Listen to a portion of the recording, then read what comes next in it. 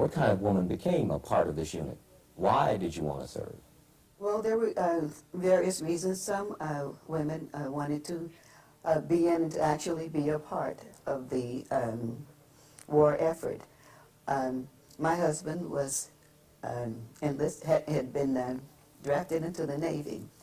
I was married at the time, and I didn't want to stay home, so I wanted to go in and do whatever bit I could, so I enlisted into the Women's Army Corps. Mary Rozier entered the Women's Army Corps in 1943. She was instrumental in forging the first reunion of the 688 to commemorate and celebrate the unit's service to America. We all received our Army overseas training in Fort Oglethorpe, Georgia. We went through the regular overseas training with our gas masks in the gas chambers. We climbed the cargo net and took the 5-mile hike and just went through the regular routine that the regular soldiers went in, except we didn't actually have pistols or the regular. We did not know where we were going. But then when we did leave, the next morning we were out at sea. And we were not told that we did not have a naval escort, any type of escort for this ship, because the Ile-de-France was considered one of the fastest ships on seas at that time. So they didn't figure we needed an escort. But I think it was about the 6th or 7th, I can't remember exactly what night, that we were out. The German sub chased us. And of course that meant the ship rocked and rolled all night long, and the women fell out of their bunks and all kinds of little mishaps. No one was seriously hurt amongst our women.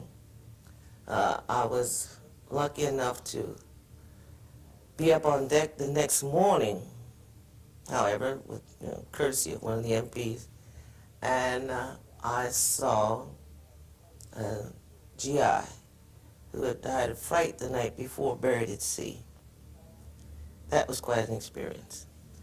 The ship, you were just there. You had to stand in line for hours to go to the mess hall. And to get back up there was always a line. You weren't allowed up on deck except for boat drill. A lot of the women got sick. Some got sick and stayed sick until they got off the boat. But we managed and we survived. But then going up the English Channel, again, I had the opportunity to be up on deck. And I saw the Ile-de-France maneuver its way through the minefield across the channel, which was very frightening.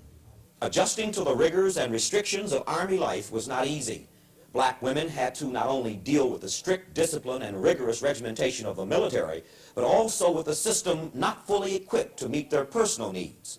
Out of necessity, black WACs were the first to sport the afro hairstyle, which did not become the trend until the late 60s with the advent of black pride. The relationship between the black service women and the black GIs overseas also suffered because of the pressures under which both had to function. This dissension was most apparent when black women were seen in the company of white men. Often the women were stigmatized as promiscuous and subjected to verbal abuse from some black soldiers. Generally, however, most black men and women serving overseas were able to adjust to the mental pressures and discomforts of a system that did not welcome them with open arms. In July 1942, 39 black women out of a pool of 440 women were on active duty. In September 1943, the quote, auxiliary was dropped from the name and women became a true part of the United States Army, the Women's Army Corps. By the summer of 1945, the Corps had 120 black officers and nearly 4,000 black enlisted women on duty. However, the Women's Army Corps paralleled the Army in its treatment of blacks. The black WACs soon joined in with other blacks in the service, demanding equity in job assignments and training. Black servicewomen complained that while they were relegated to positions of cooks, bakers, and floor sweepers, white women were assigned to field jobs at higher technical schools. These inequities prompted 100 black WACs in March 1945 to stage a sit-in. Black WACs were also refused overseas duty. Not one black unit had been requisitioned to serve overseas until 1945. although whites in the Women's Army Corps were serving in all theaters of operation. The European theater was the only overseas theater to employ black WACs. Prompted by a furor of protests from civil rights activists and the black community, the 688 Central Postal Directory Battalion made military history and became the only black WAC unit assigned to overseas duty.